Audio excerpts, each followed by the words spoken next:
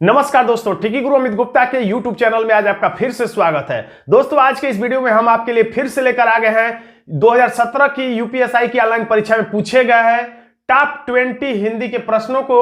तो आप इस सीरीज का यह दूसरा वीडियो और इसे आप एक मॉक टेस्ट के रूप में इस्तेमाल कर सकते हैं। अगर आपको दरोगा बनना है तो लेटेस्ट पैटर्न के प्रश्नों को तो देखना ही पड़ेगा जो कि 2017 में पूछे जा रहे हैं।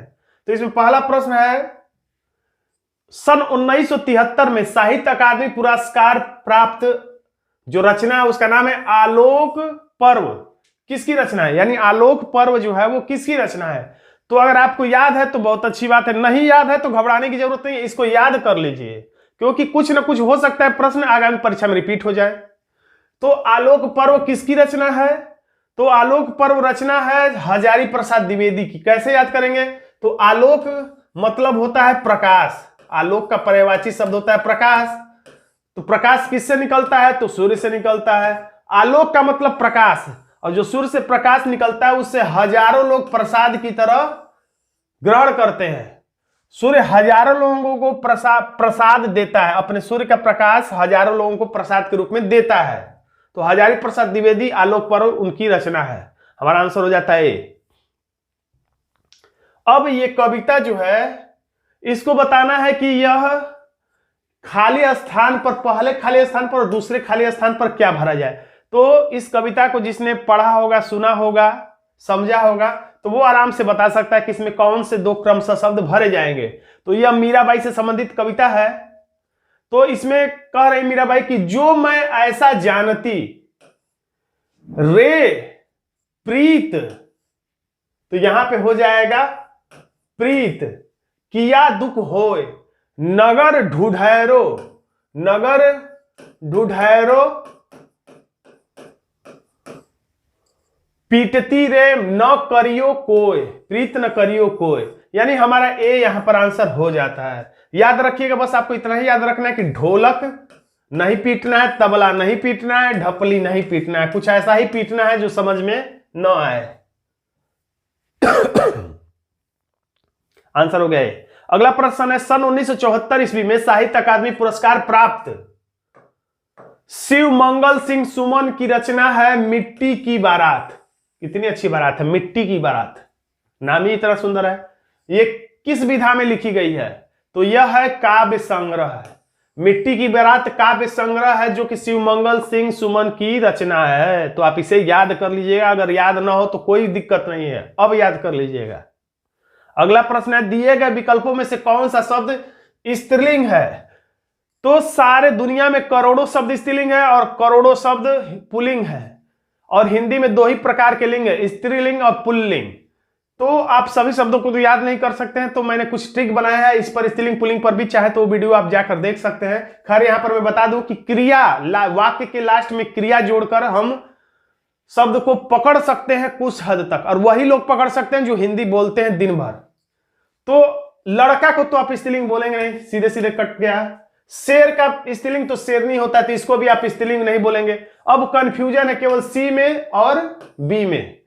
तो कुर्सी टूट गया, कुर्सी टूट गया या कुर्सी टूट गई, कौन सा अच्छा लग रहा है? अगर आपको गलती से गलत वाला अच्छा लग गया तो उसकी कोई जिम्मेदारी नहीं। पेड़ टूट गया, यहां पे मैं क्रिया टूटना क्रिया है, तो टूट गया अच्छा लग रहा है या टूट गई अच्छा लग रहा है? दोनों में से चेक कर लीजिए। तो कुर्सी टूट गया अच्छा नहीं लग रहा है, कुर्सी टूट गई। और पेड़ टूट गई, पेड़ टूट गई कितना खराब लग रहा है, पेड़ टूट गया, यानी कि ये पुल्लिंग है, और ये टूट गई लगाने से अच्छा लग रहा है, यानी कुर्सी हमारा स्त्रीलिंग है। क्रिया लगा के, विशेषण लगा के भी पकड़ा जाता है। अगला प्रश्न है, निम्न वाक्य में किस भाग में त्रुटि है? त्रुटि पकड़ना है, वाक्य त्रुटि से संबंधित प्रश्न है। आधी रात से सोने की कीमत में भारी उछाल आया है, सोना 10 ग्राम का भाव बहुत तेजी से बढ़ गया है। तो अब वो गलती कहां पर है? तो ध्यान से एक एक शब्द को पढ़ते हुए आएंगे, कहीं पे लापरवाही नहीं करेंगे और प्रैक्टिस किए होंगे तो आपको आसानी से पता चल जाएगा कि सोने अपने आप कभी कभी गलत को भी सही पढ़ेंगे और सही समझ में। सोने की कीमतों में, सोने की कीमतों में होना चाहिए, यहां पे की होना चाहिए क्योंकि कीमत शब्द स्त्रीलिंग है। सोने की कीमतों में, सोने की कीमत में, यानी सोने की कीमत यहीं पे गड़बड़, यहां पे के जगह पे की होना चाहिए यानी स्त्रीलिंग पुल्लिंग संबंधी गड़बड़ी है। आंसर हो गया डी। अगला प्रश्न है, दिए गए विकल्पों में से सही का चयन कर रिक्त स्थानों की को भरे। तो फिर से वही बात है यह एक, इसमें देखिए, अब ये कोई कविता नहीं है, इस प्रश्न को कोई भी सॉल्व कर सकता है आराम से। अगर विद्यार्थी अक्लमंद हो, अगर इसको भरते हैं यहां पे अक्लमंद होंगे तो देश का भविष्य तेज होगा। तो अक्लमंद तो कुछ हद तक ठीक रहेगा, लेकिन देश का भविष्य तेज होगा, तेज का क्या मतलब है? कोई विद्यार्थी थोड़ी है कि तेज होगा। देश तेज और कमजोर क्या होता है? देश तो तेज कमजोर होता नहीं, इसलिए ये सही नहीं लग रहा है। अब विद्यार्थी निडर होंगे तो देश का भविष्य उत्साही होगा। विद्यार्थी निडर होंगे तो देश का भविष्य उत्साही होगा, ये भी नहीं सेट हो रहा है, अटपटा लग रहा है। अब अगर विद्यार्थी अचेत होंगे तो देश का भविष्य गरिमाजनक होगा। अचेत होने पर यानी कि सोए रहे तो गरिमाजनक हो जाएगा, नहीं, एकदम गलत है, सरासर गलत है, यानी हमारा आंसर हो जाएगा डी। अगर विद्यार्थी आदर्शवादी हो तो देश का भविष्य उज्जवल होगा। खैर यहाँ पे उज्जवल गलत लिखा है, वर्तनी शुद्धि अशुद्धि में भी ये काम आता है, उज्जवल ऐसे लिखा जाता है। प्रधानमंत्री उज्ज्वला योजना देखिएगा ध्यान से, ऐसे ही लिखा जाएगा उज्ज्वला, यहाँ पे उज्जवल है। और ये परीक्षा में भी गलत लिखा गया था, न कि केवल यहां पे गलत लिखा है, परीक्षा में भी ये शब्द गलत लिखा था। कुछ गलतियां हो जाती हैं, कोई दिक्कत की बात नहीं है, गलतियों को नजरअंदाज करिए और अपने प्रश्न को सही करिए। अब ये प्रश्न तो वही बता सकता है जो मुहावरे और लोकोक्ति पढ़ा होगा, क्योंकि ये लोकोक्ति है कि मन चंगा तो कठौती में गंगा, ये बहुत चर्चित प्रश्न है। तो यहां पर क्या हो जाएगा, मन चंगा तो कठौती में ही गंगा, यानी मन साफ होना चाहिए और कुछ बात नहीं है। अमीर खुसरो का वास्तविक नाम क्या था?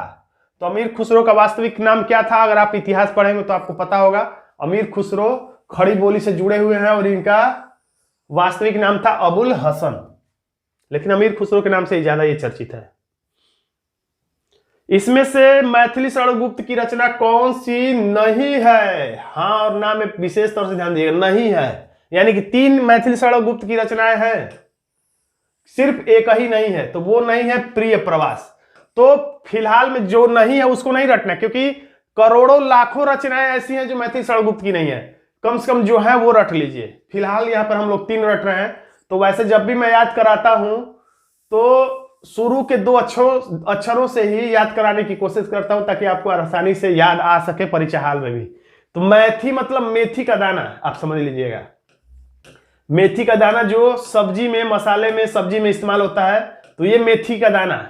तो मेथी के दाने से या मेथी के दाने से अगर बहुत ज्यादा मेथी आप खा लेंगे तो रंग में भंग पड़ जाएगा, आपका पेट खराब हो जाएगा, तो मेथी से जोड़ दीजिएगा। साकेत कहा जाता है, अगर बिजली का शॉक लग जाए, शॉक 2 अक्षर से ही हम लोग बना रहे हैं, शॉक लग जाए तो मेथी का दाना खा लेना चाहिए। आप सचमुच मत खाइएगा, क्योंकि मैं सिर्फ आपको याद करने के लिए बता रहा हूं। भारत, भारती, 2 बार भार शब्द आए, 2 ही अक्षर से यहां भी बना रहे हम।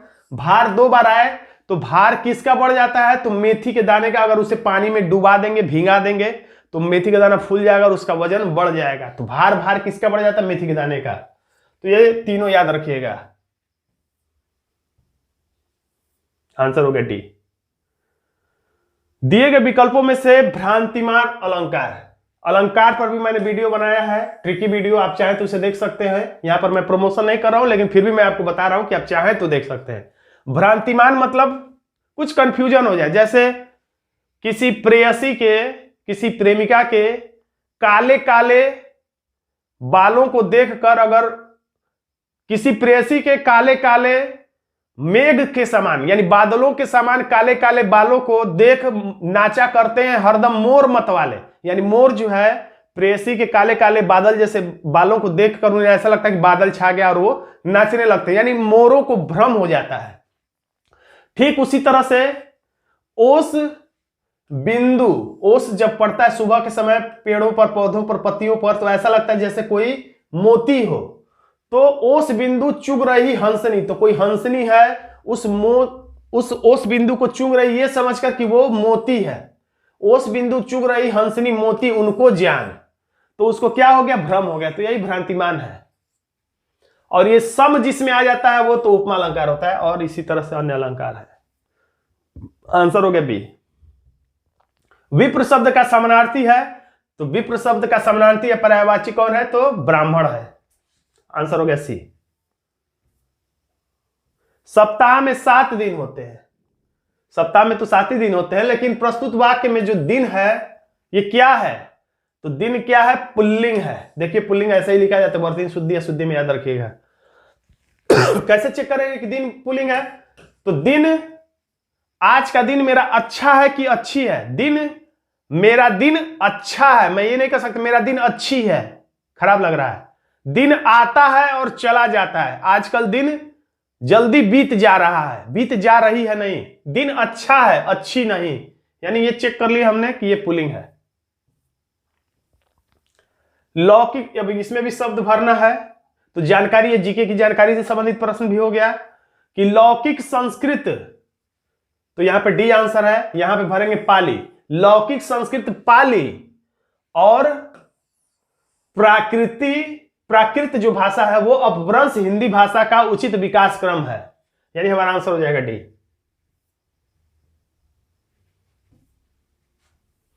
मोहन पिताजी को पत्र लिख रहा है, वाक्य में क्रिया का, यहां पे लिख दिया, क्रिया का कौन सा भेद प्रयुक्त हुआ है, क्रिया का कौन सा भेद है, तो सकर्मक क्रिया है।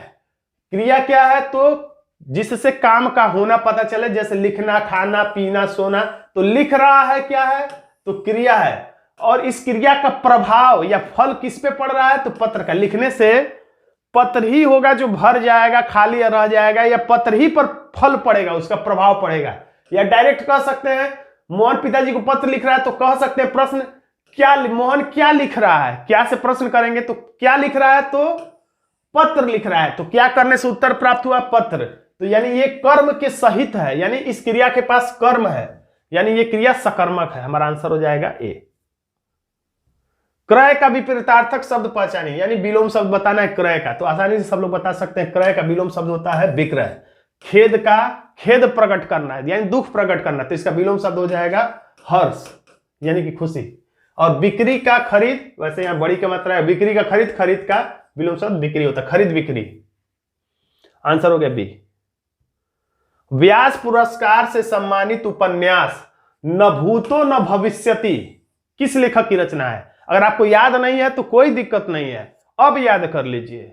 न भूतो न भविष्यति किसकी रचना है, तो विराट कोहली की नहीं है, क्योंकि विराट कोहली का तो भूत भी है भविष्य भी है, भूत भी अच्छा है भविष्य भी अच्छा है, तो विराट कोहली की नहीं है बल्कि नरेंद्र कोहली का है। आप याद रखिएगा, न भूतो न भविष्य तो। ईश्वर की माया कहीं धूप कहीं छाया, सामान्य जीवन में ये शब्द, ये वाक्य प्रयोग होता है, इसलिए आपको याद होना चाहिए। ईश्वर की माया कहीं धूप कहीं छाया, कहीं धूप नहीं, उल्टा नहीं बोल सकते, सबसे न्यारी ये सब नहीं है, ये है कहीं धूप कहीं छाया। ईश्वर की माया ही तो है, यहीं पे धूप होगा बगल में ही छांव रहता है।